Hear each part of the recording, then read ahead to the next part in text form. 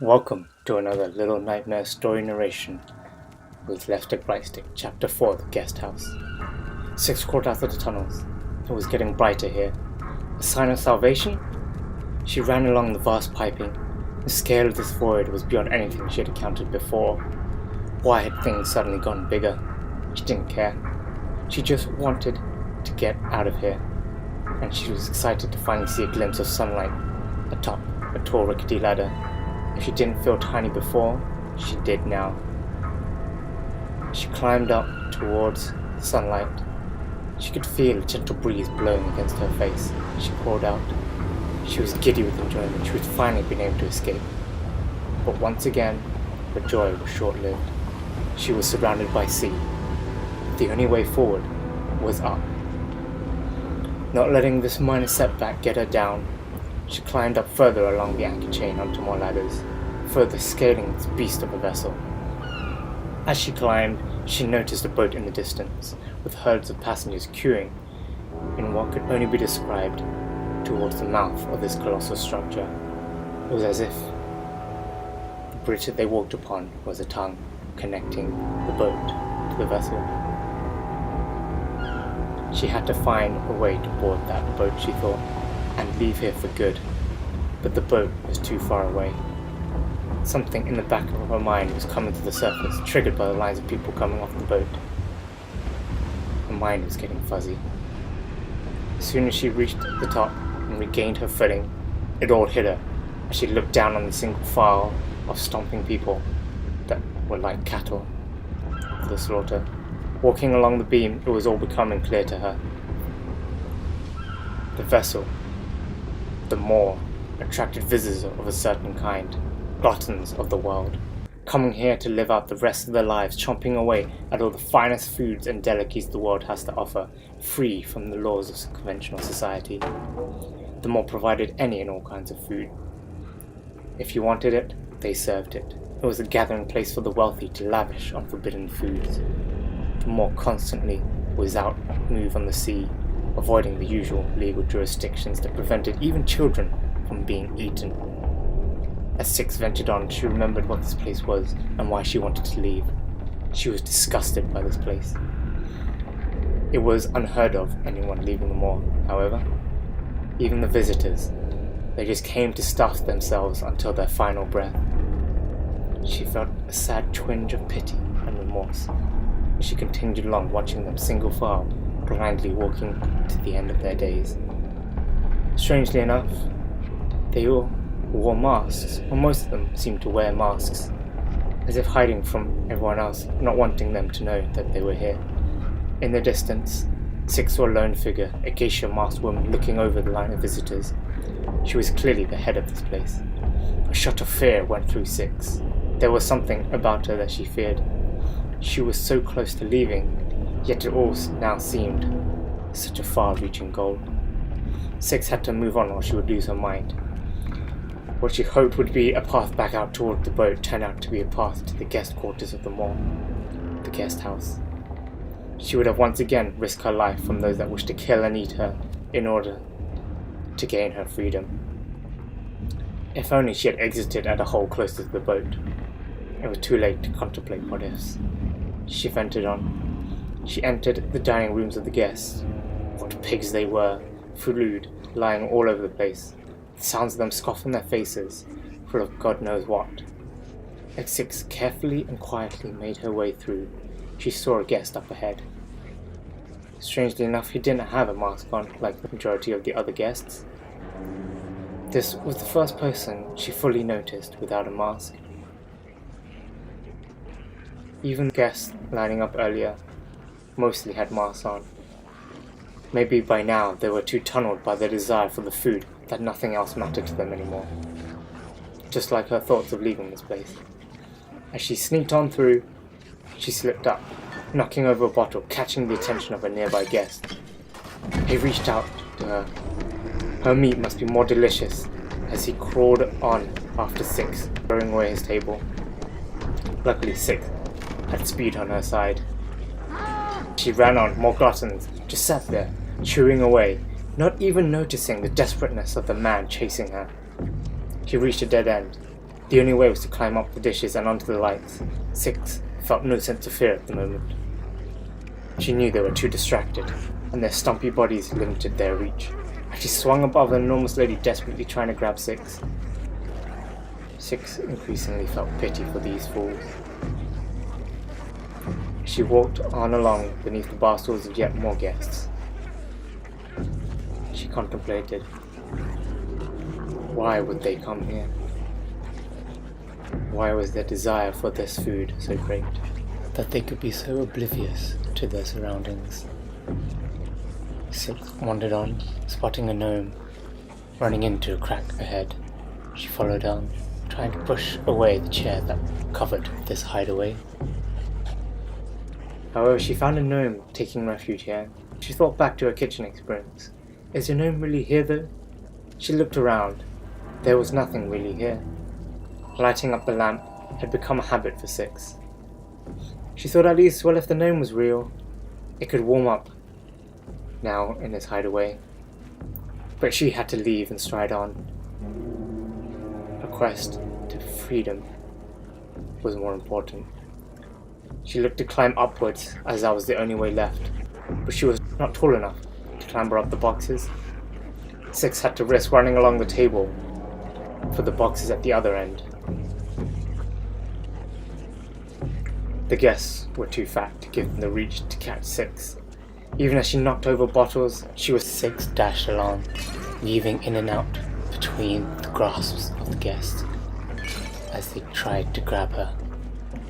Then she climbed up, jumped up onto the wall decoration, taking her up to another floor. She climbed. She was confused by the layout of the guest house, but like it had always been, there was no time to slowly ponder such trivial matters. Her not-so-close encounters before empowered 6 to be more reckless, shattering bottles in her wake. She looked around, hoping to find more cracks in the walls that she could go through, secret passages. Alas, there were none. She'd have to take the risk. But with her not-so-close encounters before, it empowered 6 to be more reckless as she dashed by more guests and they stumbled over at the excitement for live flesh on the run. She made a daring jump and swung across the next area. 6 landed. She notices that all the guest areas were different. Tables, settings. They were all so varied in this guest house, but the guests were all the same. As she walked on, a guest had spotted her and came clambering down. 6 had to backtrack as the guest scrambled towards her. All these guests seemed desperate. Was 6's meat that delicious? What was so special about these children? What kind of delicacies must they be? These thoughts were now starting to swirl in 6's mind. But luckily the guests got caught. 6 felt a sense of calm as she looked on. She had confidence that she was too quick and nimble for these behemoths. She cheekily jumped atop the man hungry for her, jumping over his body and sprinting on, finding a small hole in the wall. She was now finally able to get away from the hordes of guests, she thought. But as soon as she'd walked on, fear struck back right into 6 as she walked on. Sounds of the chef came from the elevator. Where could she hide? She dashed onward, hoping the chef did not notice her. There was nowhere safe to hide in the hallways. She found herself in another restroom, and soon after the chef came thundering in. 6 luckily managed to hide in a small box by the door. Concealed in the darkness, the chef did not seem to notice her as he stormed back out, slamming the door behind him. What could 6 do now? She couldn't open the door. So 6 looked around. What could she do? If only she could get up to that pipe and go back to the hallway. In her frustration though, there didn't seem to be any way for 6 to get up there. She jumped around, couldn't find anything, and looked in the mirror and said, what can I do? What can I do? 6 was now in trouble. She was trapped in this toilet, with seemingly nowhere to go. She started to get frustrated. She picked up a can, and in frustration she just threw it at the mirror. But surprisingly, the mirror broke, revealing a strange room behind with a chair. What kind of creepy person would be there, looking down into this room from behind a mirror? Again, more strange questions. 6 did not have the time to ponder. She carried on along the piping, back towards the hallway. She carefully walked along. It was a lucky break. 6 managed to get through. She tiptoed along. She noticed another geisha doll on the table below. It must be related to that lady she saw. She broke it in disgust and defiance. The shards scattered on the floor as she made her way towards the elevator. On the next floor, she spotted another lamp, taking this opportunity to warm herself up before carrying along. She took a little break, just to give herself more energy in case any more surprises came up ahead. As she went into the next corridor, it was eerily quiet and abandoned, but no sooner had she thought that, the first sliding door opened. A horde of guests came clambering through, chasing after 6. As she ran on, more and more guests joined in that chase. What attracted them? Was it her smell? But she had no choice. She just had to keep running for it. She ran for her life. The guests thrashed and destroyed everything in their wake. Down some stairs, and through another hallway. But as she ran on, even bookcases fell down with the thundering of the people chasing her. She had to climb on top of another table. More guests were there. They were getting much closer now. Up ahead, 6 saw a lamp. She had to jump.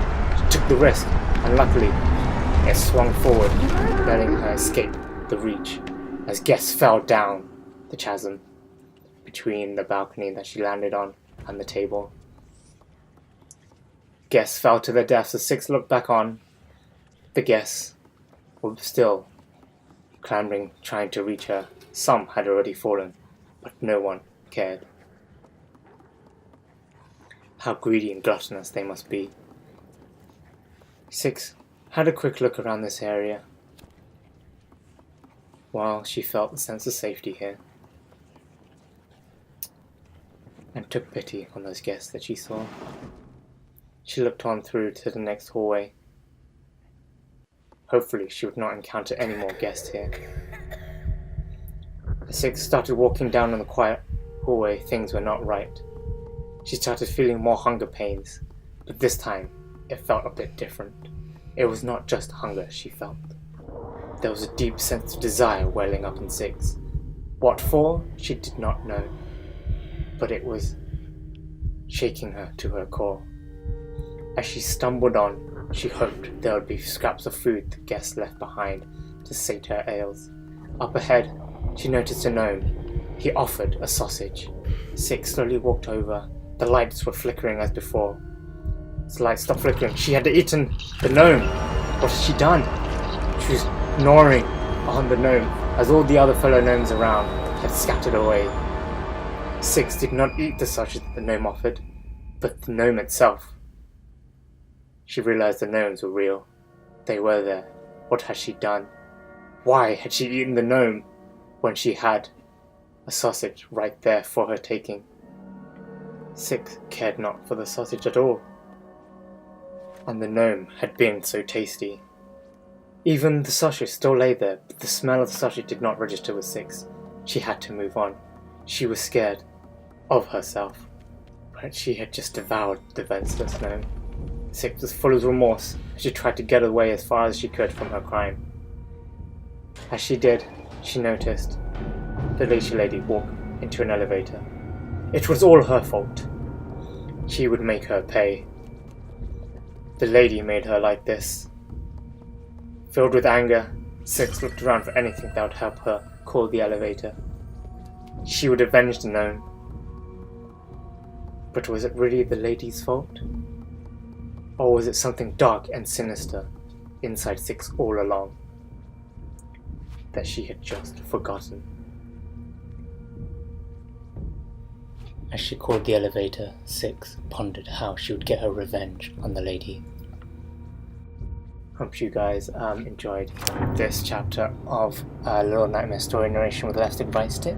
Don't forget to click that like button below if you enjoyed this story in this video, and don't forget to subscribe for more Elastic Right Stick story narrations. So hope you guys enjoy, and we'll find out soon what 6 does to the lady.